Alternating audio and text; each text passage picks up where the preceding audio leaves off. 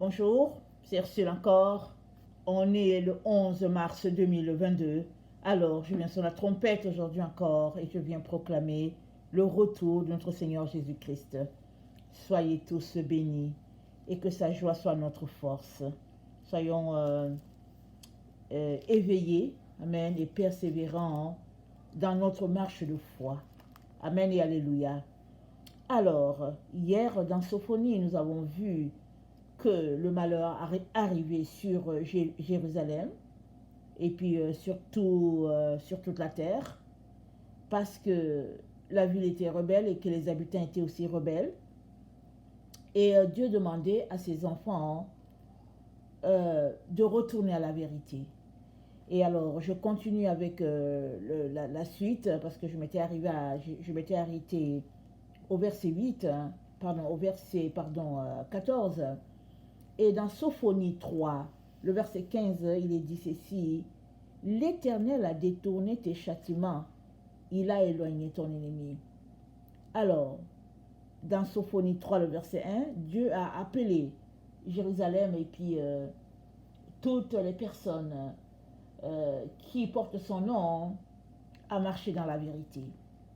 Et si vous écoutez souvent cette chaîne, vous savez que on prêche toujours et toujours la sanctification.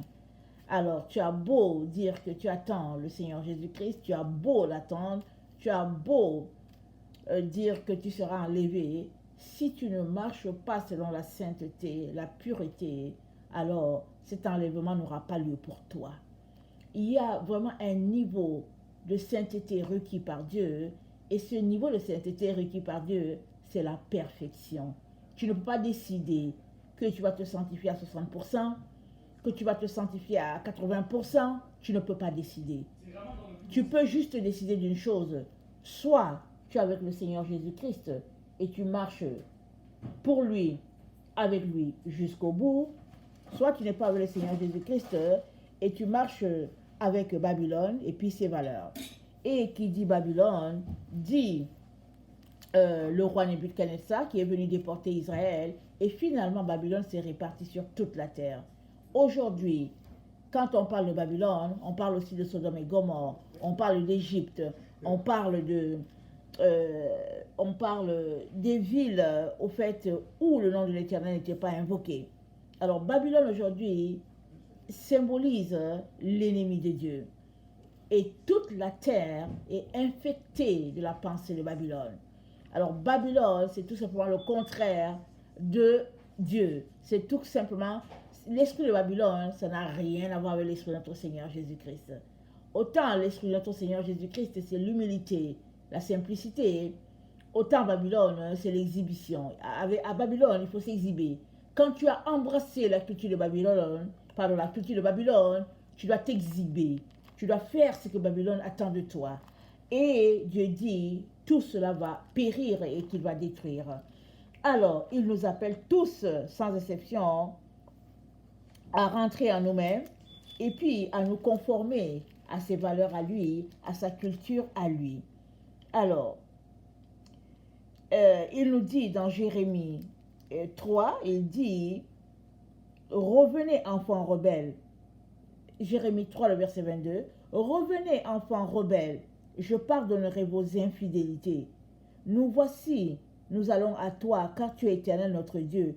Oui, le bruit qui vient des collines et des montagnes n'est que mensonge. Oui, c'est en l'Éternel notre Dieu qu'est le salut d'Israël. Les idoles ont dévoré le produit du travail de nos pères dès notre jeunesse. Leurs brebis et leurs bœufs, leurs fils et leurs filles, nous avons notre honte pour couche et notre ignominie pour couverture, car nous avons péché contre l'Éternel notre Dieu, nous et nos pères, et dès notre jeunesse jusqu'à ce jour, et nous n'avons pas écouté la voix de l'Éternel notre Dieu. Donc Dieu appelle toute la terre à se repentir, à retourner à la vérité et à marcher selon ses principes à lui. N'oublions pas qu'il a dit, un seul j'ai appelé, et le seul qu'il a appelé c'est Abraham. Et pourquoi a-t-il appelé ce seul-là? Il a appelé Abraham pour qu'Abraham montre à toute la terre la manière de se comporter. Il a appelé Abraham alors que son père était versé dans les idoles. Et puis parce que le père d'Abraham a vécu du temps de Nemrod. Alors Nemrod, c'est ce roi-là, c'est eux qui ont décidé de bâtir une tour pour aller rencontrer Dieu.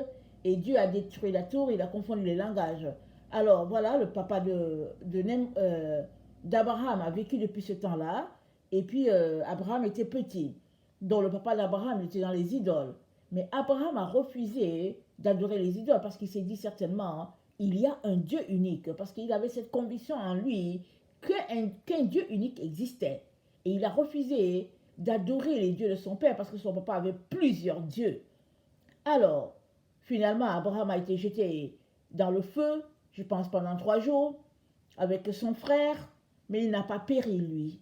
Abraham n'a pas péri, mais le frère d'Abraham a péri parce que quand il était avec Abraham, il disait que c'était l'Éternel seul qui était Dieu, et quand il était avec les autres, les Nemrod, il disait que c'était Nemrod qui était Dieu. Finalement, le frère d'Abraham a péri dans la flamme. Abraham est sorti de là, il n'a pas péri. Et quand il est sorti de là, le Seigneur lui a dit, lève-toi, va-t'en de là, de la maison de ton père, va-t'en, et je vais te bénir. Alors c'est comme ça que l'histoire d'Abraham a commencé, où il est parti, il a pris son neveu Lot avec lui, mais quand il partait, Dieu l'appelait pour être un père de plusieurs générations, de plusieurs peuples, le père des nations, voilà. Abraham a été appelé par Dieu pour être le père des nations. Alors, il devait montrer à toute la terre comment connaître ce Dieu-là. Et effectivement, il y a eu Isaac, le fils de la promesse, il y a eu Jacob, son frère Ésaü n'ayant pas été choisi, etc. Et puis il y a eu les 12, parce que finalement ils se sont multipliés. Donc, la descendance d'Abraham avait pour responsabilité de répartir la vérité sur la terre. Mais malheureusement, on sait tous qu'à un moment donné, ils se sont égarés. Ils ont possédé la terre promise, mais ils n'ont pas éliminé tout ce qui était sur la terre de Canaan. Et finalement, ils ont été infectés et ils ont voulu avoir un roi comme les autres peuples aux alentours, etc., etc. Et on connaît toute l'histoire et comment Nebuchadnezzar, le roi de Babylone, est venu les déporter. Et voilà, il les a envoyés. Et chez lui.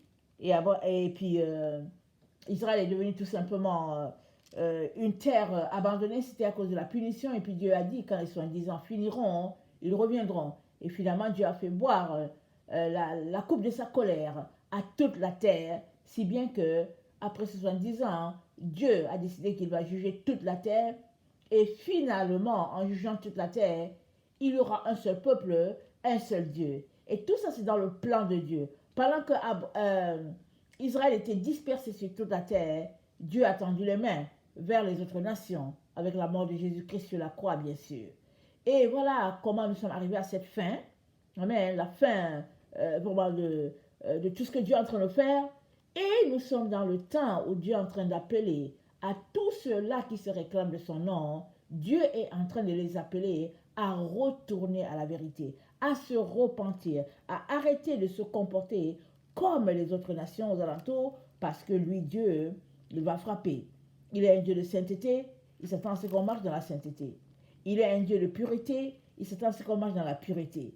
Il s'attend tout simplement à ce que on soit comme il l'a décrit dans sa parole.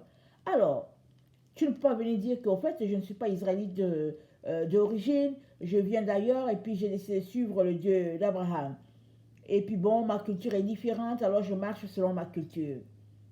Alors, l'information, si tu réagis comme ça, Ruth, tout de suite, va te juger. Parce que Ruth, elle vient d'une terre qui a été maudite par l'Éternel, mais elle a choisi de marcher selon le Dieu de sa belle-mère Naomi.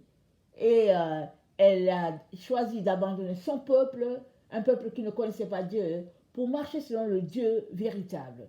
Alors, Dieu donc nous dit, il dit, revenez, enfants rebelles. Jérémie 3, le verset 22. Il dit, je pardonnerai vos infidélités. Nous voici, nous allons à toi, car tu es l'Éternel notre Dieu. Il dit, il va pardonner. Mais si nous choisissons de marcher comme les filles de Jérusalem marchaient, Ésaïe 3, c'est dit, le verset 16 dans Ésaïe 3, c'est dit, l'Éternel dit, parce que les filles de Sion sont orgueilleuses et qu'elles marchent le cou tendu et les regards effrontés, parce qu'elles vont à petits pas et qu'elles font résonner les boucles de leurs pieds, le Seigneur rendra chauve le sommet de la tête des filles de Sion. L'Éternel découvrira leur nudité. En ce jour, le Seigneur ôtera les boucles qui servent d'ornement à leurs pieds, et les filets et les croissants, les pendants d'oreilles, les bracelets et les voiles, les diadèmes, les chaînettes des pieds et les ceintures, les boîtes de senteurs et les allumettes, et les amulettes, les bagues et les anneaux du nez, les vêtements précieux et les larges tuniques, les manteaux et les gibecières, les miroirs et les chemises fines, les turbans et les surtouts légers. Au lieu de parfum, il y aura de l'infection. Au lieu de ceinture, une corde. Au lieu de cheveux bouclés, une tête chauve. Au lieu d'un large manteau, un sac étroit. Une marque flétrissante au lieu de beauté. Des hommes tomberont sous le glaive et tes héros dans le combat. Les portes de Sion gémiront et seront dans le deuil. Dépouillées, elle s'assiera par terre. Voilà. Voilà un peu comment les filles de Sion marchent aujourd'hui. Beaucoup des enfants de l'Éternel, quand on parle de Sion, c'est la fille de Dieu. Amen. Que la fille de Dieu, peu importe le pays où elle se trouve, elle est fille de Sion. Parce qu'elle a choisi de marcher selon la loi du Dieu d'Israël. Alors, elle a choisi de marcher selon le Seigneur Jésus-Christ. Et Dieu s'attend donc à ce que la fille de Sion, et les fils y compris, soient remplis de sainteté et de pureté. C'est ça qu'il attend. Il n'est pas en train de dire que les femmes doivent être pures et les hommes non. Il est en train d'appeler tous ses enfants sur la terre à se sanctifier, à se purifier. Parce qu'on est dans le temps où il va faire découvrir la nudité de tout un chacun. Alors, ce n'est pas la première fois qu'il parle de cela. Il dit, je viendrai comme un voleur. Je viens comme un voleur. Prends garde à toi, de peur que tu ne te retrouves à marcher nu. Alors, la sainteté, c'est le message prôné par notre Seigneur Jésus-Christ depuis toujours. Et là où nous sommes, là où il est en train de rassembler ses enfants, il est en train de nous dire, sans tarder, rentrez dans la maison du Père. Il est en train de dire, sortez de Babylone. Alors j'ai un enfant qui m'a dit, maman, comment on va sortir de Babylone? Parce que puisque Babylone a rempli toute la terre, comment allons-nous sortir de Babylone? Alors, Babylone, c'est maintenant toute la terre, mais tu peux sortir de Babylone d'abord par tes pensées. Alors, Babylone, c'est une façon de parler, c'est une façon de penser, c'est une façon d'agir. Alors, Babylone a mis Dieu dans une boîte si elle ne l'a pas enterré. Alors, il est donc important que tu sortes de Babylone en embrassant le véritable Dieu et en marchant selon ses consignes, ses commandements. Ça commence par là. Et pendant que tu marches dans la soumission à ce Dieu-là, petit à petit, il enlèvera les écailles de tes yeux afin que tu puisses savoir sur quel chemin marcher, le chemin de la droiture. Et nous sommes dans ce temps-là où nous sommes, pris dans un étau.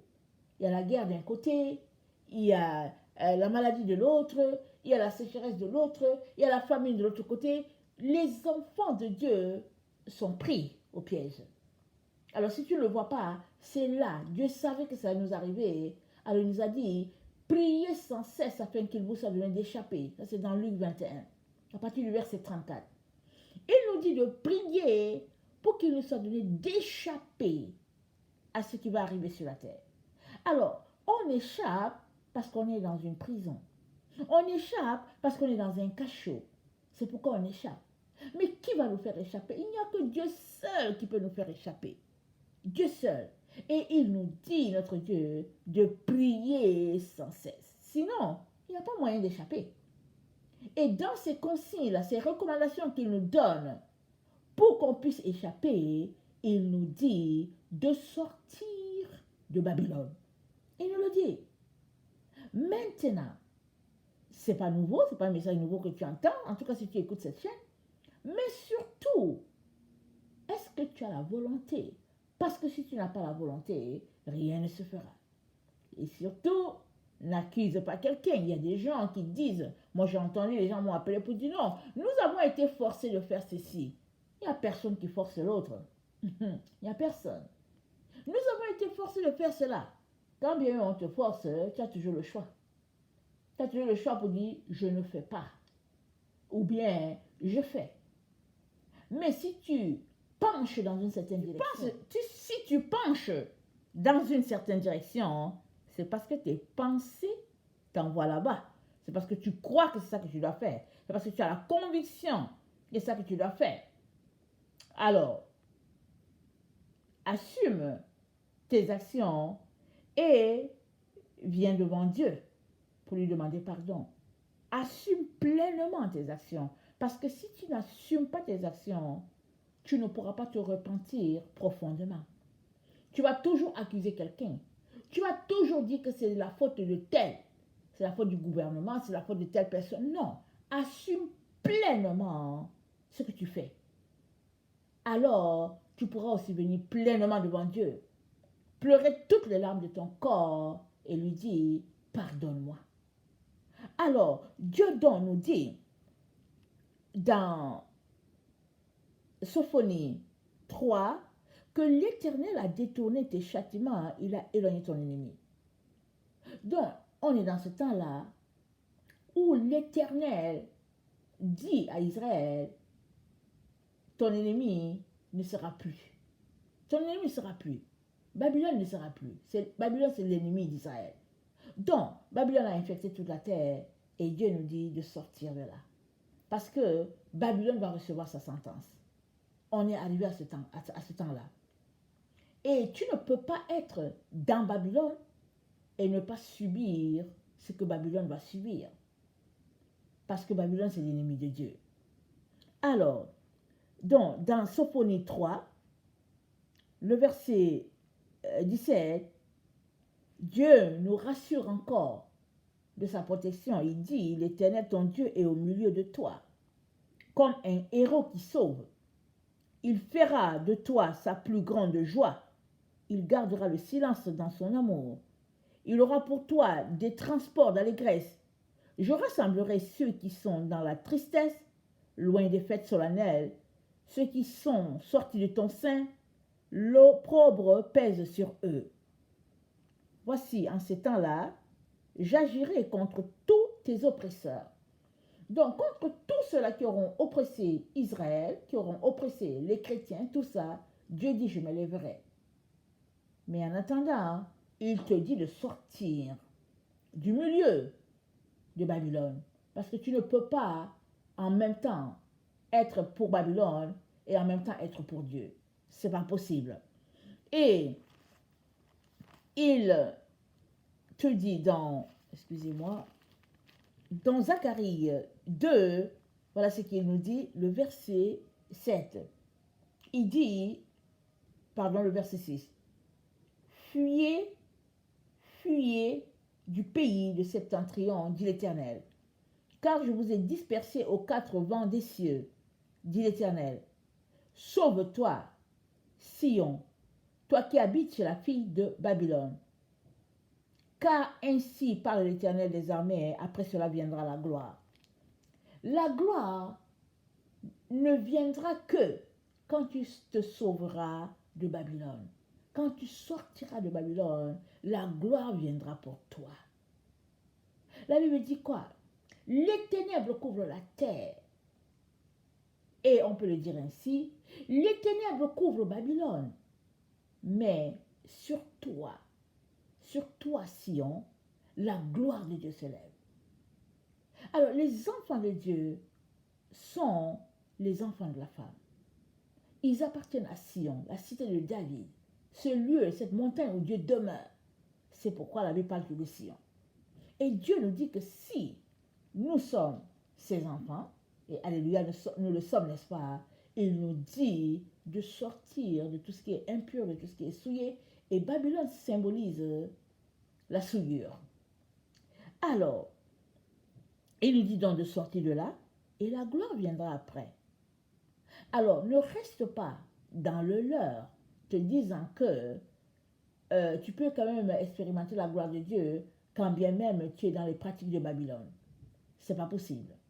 Alors, il te demande de choisir de sortir de là. Et dans Luc 16,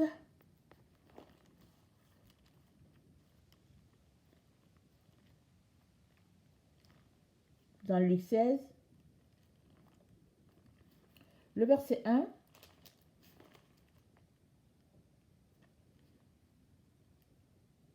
le Seigneur nous donne une leçon, n'est-ce pas, sur tous ces gens-là qui disent qu'ils ne voient pas que c'est le temps, ils traînent les pattes. Ils disent que bon, en tout cas c'est vrai, mais bon, ça va venir un jour. Il y a beaucoup d'enfants de Dieu qui agissent comme ça. Toujours en train de justifier leur agissement, leur lassitude, leur paresse spirituelle, toujours en train de justifier. Et Dieu dit, dans Luc 16, le verset 1, il dit,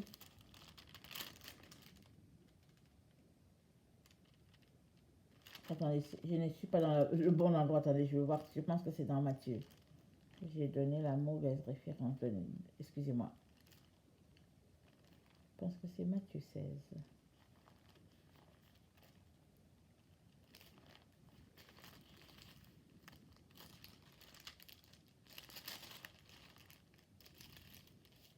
Matthieu 16, ça dit, les pharisiens et les sadduciens abordèrent Jésus et pour l'éprouver lui demandèrent de leur faire voir un signe venant du ciel. Jésus leur répondit, le soir, vous dites, il fera beau, car le ciel est rouge, et le matin, il y aura de l'orage. Aujourd'hui, car le ciel est plus rouge, sombre, car le ciel est d'un rouge, sombre. Vous savez discerner l'aspect du ciel, et vous ne pouvez discerner les signes des temps. Une génération méchante et adultère demande un miracle. Il ne lui sera donné d'autre miracle que celui de Jonas. Puis il les quitta et s'en alla.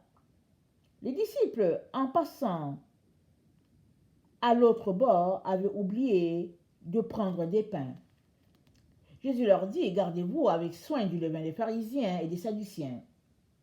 Les disciples raisonnaient en eux-mêmes et disaient, c'est parce que nous n'avons pas pris de pain. Jésus l'ayant connu, dit, pourquoi raisonnez-vous en vous-même, gens de peu de foi, sur ce que vous n'avez pas pris de pain? Êtes-vous encore sans intelligence? Et ne vous rappelez-vous plus les 5 pains des 5000 hommes et combien de paniers vous avez emporté?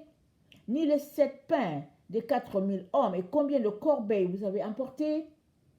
Comment ne comprenez-vous pas que ce n'est pas au sujet de pain que je vous ai parlé?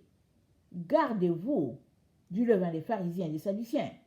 Alors il comprit que ce n'était pas du levain de pain qu'il avait dit de se garder, mais de l'enseignement des pharisiens et des sadduciens. Alors voilà, Jésus dit de se garder l'enseignement des pharisiens et des sadduciens. Même chose dans notre temps. Tant et aussi longtemps que tu restes dans les faux enseignements qui ont été perpétués sur toute la terre, tu vas répondre de la même manière en disant « on nous a forcés ». Tu vas répondre en disant que « mais moi je ne vois pas que c'est le temps ». Tu vas répondre en disant que « mais bon, en tout cas je vais d'abord finir ce projet-là ». Parce que ce que tu ingurgites, ce que tu consommes spirituellement est souillé. Alors tu n'arrives pas à voir. Ton regard est souillé. Ta vision spirituelle est carrément bouchée. Tu ne vois pas. Et Jésus-Christ continue de nous dire aujourd'hui de nous méfier des enseignements des pharisiens et des sadduciens. Alors, les pharisiens et les sadduciens, c'était une secte du temps passé, mais ils sont remplis dans notre temps aussi. Parce que ce qui distinguait les pharisiens et les sadduciens du peuple israélite, c'était le fait qu'eux, ils avaient décidé de collaborer avec le régime en place, avec les Romains. Alors Jésus-Christ dit de faire attention à leur enseignement. Parce que tu ne peux pas suivre le Dieu d'Israël et en même temps suivre le Dieu des pharisiens et des sadduciens. Tu ne peux pas. Pareil et pareil aujourd'hui. Il nous dit, on sait discerner le temps. Quand il va neiger, quand il va pleuvoir, et puis on sait, on regarde, on se dit, oh ok, le ciel est tel que il risque d'avoir de l'orage. Il dit, mais comment se fait-il que ces enfants n'arrivent pas à voir qu'on est dans les temps de la fin? Comment se fait-il qu'ils n'arrivent pas à se préparer?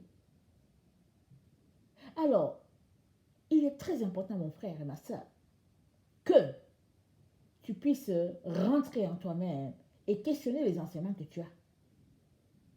Parce que on nous a éduqués dans une chrétienté vraiment de grâce, n'est-ce pas?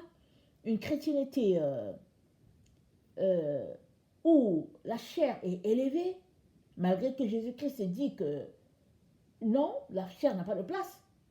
On nous a élevés dans cette chrétienté-là. Et on continue de perpétuer cette même pensée, même à la veille de sa venue. Et on espère qu'il va nous prendre pour être avec lui. Et Jésus-Christ nous dit de sortir de Babylone. Il dit de fuir. Il dit à la fille de Sion, il dit à son fils, à sa fille, de sortir de cette manière de penser. Sinon, les châtiments de Babylone seront sur ses enfants. Alors, il dit que cette génération n'aura pas un miracle que celui de Jonas. Alors, le miracle de Jonas a eu lieu au temps de Jésus. Il est mort, il est resté 3 jours dans la terre. Le miracle de Jonas aura lieu encore dans notre temps. Apocalypse 11, le verset 7 en parle. Les 2 témoins de la fin vont mourir. Alors, on peut se demander, on peut dire, mais pourquoi est-ce qu'il fallait qu'ils meurent? Mais ce sont des signes. Ça marque la fin d'une chose et le début d'une autre. Parce que notre Dieu, il fonctionne avec les signes. La Bible nous dit qu'il a donné le soleil et la lune et les étoiles pour marquer la saison, les signes, les temps. Ça, c'est notre Dieu. Il est tellement bon. Donc, en son temps, notre Seigneur Jésus-Christ était le miracle de Jonas du temps où Jésus-Christ a marché sur la terre. Et du temps où nous sommes, il nous dit la mort des 2 témoins sera encore un signe. Voilà le miracle qu'il peut nous donner dans notre temps. C'est ça le miracle. Bon, quand on lit Apocalypse 11, je vous encourage à le lire, quand on lit Apocalypse 11, on est saisi par ce que les 2 témoins de la fin vont faire. Ils vont appliquer le jugement de Dieu sur la terre. Ils vont exercer le jugement de Dieu, de telle sorte qu'il n'y a pas moyen qu'on ne sache qu'ils sont là. Amen. Il n'y a pas moyen qu'on ne sache pas que ce sont eux. Mais vous savez quoi? Il y aura toujours des gens qui vont dire non, non, non, ce n'est pas, non, ce n'est pas de Dieu. Il y a des gens qui vont dire que non, ils font cela par la sorcellerie, par la magie, parce que nous savons tous que la sorcellerie et la magie s'est répandue sur la terre. Il y a des gens qui vont dire ça. Ils vont dire c'est la sorcellerie, c'est la magie. Ils vont toujours refuser. Et ça ne change pas ce que Dieu a décidé de faire.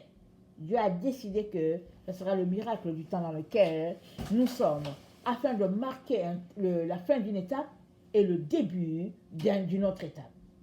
Alors, leur mort va marquer la sonnerie de la trompette finale, parce que Apocalypse 11, le verset 13 nous dit, Apocalypse 11, le verset 13 nous dit ceci. Apocalypse 11, le verset 7 nous parle du miracle de Jonas. Il dit, quand ils auront achevé leur témoignage, la bête qui monte l'abîme leur fera la guerre, les vaincra et les tuera. Et ça dit, pendant 3 jours et demi, il ne permettra pas que les gens ne permettront pas que leur cadavre soit mis dans un sépulcre. Au temps de Jésus, il y avait Joseph d'Arimathée, il y avait, comment il s'appelle? Ils sont allés, les 2 ont pris le corps de Jésus et ils sont allés le mettre dans un tombeau, et le tombeau c'était celui de Joseph. Joseph était un homme riche. Jésus a été mis dans un tombeau en son temps. Mais dans les temps dans lesquels nous sommes, c'est dit que les hommes ne vont pas permettre que le corps des deux témoins de la fin puisse être mis dans un trou. Tellement la méchanceté aura augmenté sur la terre que les gens vont se réjouir de leur mort.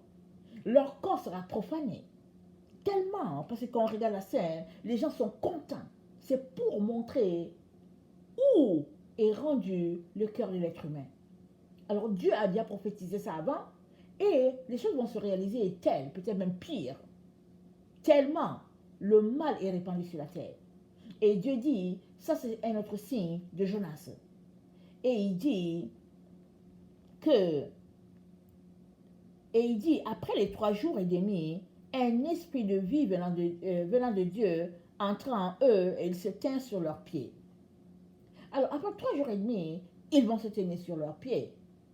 Un peu quand Jésus-Christ est sorti du tombeau, la pierre a été roulée, il a été reposé quelque part. Mais ici, dans notre temps, on ne va pas permettre que les deux témoins de la fin logent dans un cercueil ou bien dans une boîte. On va permettre cela. Les hommes ne vont pas le permettre. Mais écoutez ce que Jésus-Christ dit. La révélation de l'apôtre Jean, Apocalypse 11, le verset 15, ça dit... Le 7e ange sonna la trompette et il eut dans le ciel de fortes voix qui disaient: le royaume du monde est remis à notre Seigneur et à son Christ, et il régnera au siècle des siècles. C'est-à-dire, après cet événement-là, ce sera tout simplement la fin. C'est-à-dire que Dieu va ordonner que la fin puisse être sonnée. Que l'ange puisse sonner de sa trompette pour dire tout est accompli. Parce que Dieu aura essayé de tout faire, tout ce qui est à son pouvoir. Dieu aura fait, pas qu'il aura essayé, Dieu aura fait tout ce qui est en son pouvoir pour sauver quiconque est habitant la terre. Alors ceux qui le craignent seront sauvés. Parce que le miracle de Jonas, c'est un miracle qui réveille plusieurs. Quand Jésus-Christ est mort, il y en a plusieurs qui ont demandé à Pilate de le condamner. Et puis, ils lui ont jeté des crachats, ils l'ont traité vraiment comme ça ne se devrait pas. Mais quand Jésus-Christ est ressuscité, même sur le bois, quand il a rendu l'âme, quand la terre est devenue noire, parce que le soleil, tout est devenu sombre, il y en a qui ont dit, assurément, cet homme était fils de Dieu. Il y en a qui ont eu peur. Il y en a qui se sont certainement repentis. Mais à la résurrection, on a vu les saints d'autrefois ressuscités. Alors, s'il y avait qui avait des doutes sur Jésus-Christ, alors je peux vous garantir que plusieurs ont donné leur vie à Jésus, parce que la Bible ne rapporte pas tout. Mais plusieurs ont vu la puissance de Dieu en action. Et après, quand le Saint-Esprit est descendu, rappelons-nous dans Actes et Apôtres, on a entendu les gens qui sont venus de partout et ils ont dit aux apôtres, ils ont dit, que ferions-nous? Ils ont dit, que ferions-nous? Parce que l'Esprit de Dieu est entré en Simon-Pierre et il leur a dit, ce n'est pas nous, ça ne vient pas de nous. C'est ce Jésus-là que vous avez condamné, c'est lui qui nous a donné le Saint-Esprit et puis qui fait que, bon, vous pouvez parler, vous voyez les langues là, le parler en langue, l'effusion du Saint-Esprit, c'est ce Jésus-là. Alors les gens ont dit, que ferions-nous? Et Paul leur a dit, pas Paul, et Pierre leur a dit, donnez votre vie à Jésus, convertissez-vous, et puis vous serez sauvés, vous et votre famille. Ça c'était quand le Saint-Esprit est descendu, après 40 jours, que Jésus-Christ fut exécuté sur le bois. La même chose va se passer dans notre temps ici. La mort des témoins, c'est le miracle de Jonas que Jésus-Christ va encore présenter à notre génération. Alors, d'un côté, il y aura le cœur de l'être humain qui aura tellement penché du côté du mal, le mal extrême, parce que profaner un corps, se moquer, et puis bon voilà. Mais de l'autre côté, il y aura le grand amour de Dieu, parce que ceux-là qui vont se repentir seront sauvés en ce temps-là. Et les choses vont se dérouler rapidement, les choses vont se dérouler telles que Dieu l'a prophétisé, et la trompette sonnera, et ceux qui seront prêts verront la face du Père ou bien verront leur transformation. Voilà, ils seront changés d'un corps corruptible en un corps incorruptible. Mais ça là, ça va se passer à l'endroit où les deux témoins à la fin vont mourir. Les autres, ils peuvent voir une retransmission. Souvent l'événement se passe, mais parce que tu n'es pas connecté à la télévision, tu ne vois pas la chose en direct. Ou bien souvent l'événement se passe. Ça te prend 2 à 3 jours avant que quelqu'un t'envoie le lien pour dire, tu sais quoi, voilà quelque chose qui s'est passé. Donc, pour les gens qui sont autour de cet endroit-là où les deux témoins vont mourir, ils vont voir les choses arriver, ils vont voir, ils vont entendre la trompette, ils vont voir, ils vont lier les événements. Mais pour les autres qui sont sur toute la terre, peut-être qu'ils ne sauront pas forcément qu'il y a 2 témoins qui sont morts, mais la trompette sonnera, la terre tremblera et tout le monde saura que Dieu est venu retirer ce qui lui appartient. Parce qu'il a dit, je viendrai comme un voleur. Je viendrai comme un voleur. Alors, quand tu entends ça là, une fois, après avoir jubilé du fait que Jésus-Christ vient te chercher, il est très important que tu te débrouilles. Tu ne peux pas en même temps dire que tu vas te retrouver dans la présence de Dieu et garder sur toi toutes ces choses que Dieu n'aime pas. Tu dois te dépouiller du tout. Il y a à peu près, je pense peut-être 3 ans, le Seigneur m'a donné un rêve. Et puis dans ce rêve-là, il y avait un ange qui était venu à la maison. Et puis il me disait, Ursule, c'est le temps de partir. Et puis moi, au fait, je n'avais rien sur moi. Hein, mais je lui ai dit, je vais aller prendre mes notes, mes cahiers de notes. Je vais aller prendre mes calepins, mon cahier, mes paroles personnelles, là où Dieu me parle. Alors pour moi, c'était la chose la plus importante. Je n'ai pas dit que je veux un vêtement, je n'ai pas dit que je veux mes papiers, rien. J'ai dit à l'ange, mais attends, je vais aller chercher mes calepins, l'endroit où Dieu me parle, tout ce que j'ai noté, je vais aller chercher. Et l'ange m'a dit, Ursule, laisse tout cela. Là-bas où tu t'en vas, il y aura tout, même ces paroles-là que tu n'as pas notées, même ces rêves-là que tu as perdus, tout sera là-bas répertorié. Tout ce qui se passe dans vos vies sont gardés. Et Dieu voulait vraiment enlever mon cœur de ces paroles-là que je perdais comme ça. Parce qu'il y a des jours où je me lève et puis bon, c'est comme, on vient de me voler un rêve. Ou bien, je me lève le temps que je le réalise, je viens de perdre un nombre que Dieu m'a donné, je viens de perdre une révélation, ou bien souvent je suis là comme ça et puis bon, allez, quelque chose vient se placer dans ma vision, dans mon champ de vision spirituelle et je perds la chose. Alors j'étais dans ce temps-là où je disais non Seigneur, ça ne peut pas continuer. Et le Seigneur a envoyé son ange pour dire toutes ces choses-là, le calepin que tu veux emporter, pas nécessaire. Alors, on sera tel que nous sommes là, et nos corps seront changés de corruptible en incorruptible.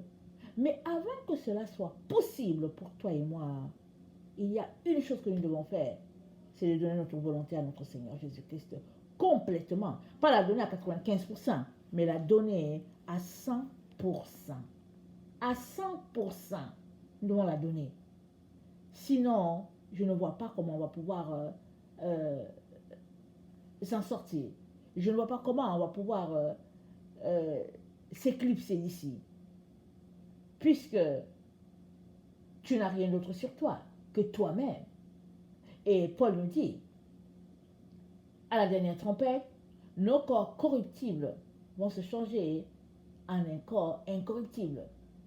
Et il dit, les morts vont ressusciter en premier. Et puis nous qui sommes vivants, nous serons changés. Alors, pour que ton corps soit changé de corruptible en incorruptible, il faudrait que tu sois déjà en train de vivre ta vie loin de la corruptibilité de ce monde. Il faudrait déjà que tu sois privé de tout ce qu'il y a dans Babylone. C'est ça que Dieu attend de toi. Et il te dit, toi qui habites à Babylone, sors de Babylone. Il n'y aura pas de circonstances atténuantes. Il n'y aura pas une mesure au fait exceptionnelle pour toi parce que après tout tu allais à l'église, après tout tu chantais à la chorale, après tout ton papa était comme ça, après tout ta maman. Mais non, il n'y aura pas de circonstances atténuantes pour qui que ce soit. C'est maintenant. La Bible dit aujourd'hui, si vous entendez sa voix, n'endurcissez pas vos cœurs. C'est aujourd'hui. Ne t'arrête pas pour dire, bon, je vais demander à une telle personne, je vais lui envoyer la vidéo pour savoir qu'est-ce qu'elle pense. Non, non, non, non. On n'est plus dans ce temps-là. Prends ce que tu as entendu, assois-toi tout seul avec ton Dieu, questionne Dieu. Ce n'est plus le temps où tu dois parler à quelqu'un pour que la personne te dise ce qu'elle pense de cette histoire. Parce qu'on est dans le temps où plusieurs sont en train d'être égarés par le conseil de quelqu'un d'autre. C'est tout. Pas juste ça. Le Seigneur peut te donner un message de dépouillement en train de te dire, je ne veux pas que tu teignes tes cheveux. Parce que c'est la chose qui ne me plaît pas sur toi. Alors, au lieu de dire, Seigneur, pardonne-moi, Jésus-Christ, aide-moi et tout, tu t'en vas voir une autre amie pour dire, écoute ce que j'ai entendu, qu'est-ce que tu penses de ça? L'autre va dire quoi? Mais non, Dieu nous a créés libres. On est libres, Jésus-Christ nous a affranchis. Tu t'envoies telle autre personne et dis, hey, mais tu sais quoi? Et puis finalement, tu vois 5 personnes qui te racontent la même histoire qui n'a rien à voir avec ce que Jésus-Christ a dit. Ils te disent tous que Jésus-Christ t'a affranchi de la loi du péché. Et que c'est pas grave, que tu peux garder tes cheveux teints. Finalement, c'est les autres qui ont eu l'ascendance sur Jésus. Jésus-Christ t'a vu, il t'a aimé, il te dit, sors de ces cheveux avec permanente, sors de ces choses du monde, sors de décaper ton corps, sors de porter les habits d'hommes et puis les hommes les habits de femmes, sors de tout ça, de toutes ces choses-là, parce que ça c'est la pensée de Babylone, sors de là. Dieu il t'aime, il te dit ça. Soit tu l'aimes en retour et tu obéis, parce que Jésus-Christ a dit quoi? Celui qui a mes commandements et qui les garde, c'est celui qui m'aime. Donc, soit tu aimes aussi Jésus en lui obéissant, soit tu ne l'aimes pas du tout et tu suis ce que les autres te disent. Le seul problème, c'est que personne ne peut te sauver. Personne, ni ton père, ni ta mère, ni ton mari, ni ta femme. Il n'y a personne. Seul le lion de la tribu de Juda peut te sauver. Seul le lion de la tribu de Juda, Jésus-Christ Hamashiach, Yeshua Hamashiach, Jésus-Christ de Nazareth. Lui seul peut te sauver. Alors quand tu finis de faire le bilan et que l'un te dit à gauche, l'autre te dit en haut, l'autre te dit à droite, arrête-toi, va voir Jésus-Christ, écoute ce qu'il va te dire. Il va te parler d'amour et choisis d'aller toujours en direction de Jésus. C'est sûr, tu vas perdre tes amis. C'est sûr, tu vas perdre tout. Tout, tu vas perdre tout, c'est sûr. Mais, si tu as Jésus, alléluia, tu as tout. Amen. Avec Jésus, tu as tout. Sois honnête envers toi-même. Qu'est-ce que tu veux? Le paradis ou l'enfer? Si tu veux le paradis, alors accroche-toi. Laisse les autres te mépriser, laisse-les t'insulter, laisse-les couper les ponts avec toi, laisse-les te traiter comme ils te traitent, laisse-les. Toi, accroche-toi, parce qu'on est à la fin. Et Jésus-Christ te dit, toi qui habites à Babylone, sauve-toi, sauve-toi. Que le Seigneur bénisse sa parole. Je vous aime beaucoup et Dieu davantage. Maranatha, Jésus revient. Amen et amen. Soyez bénis. Alléluia.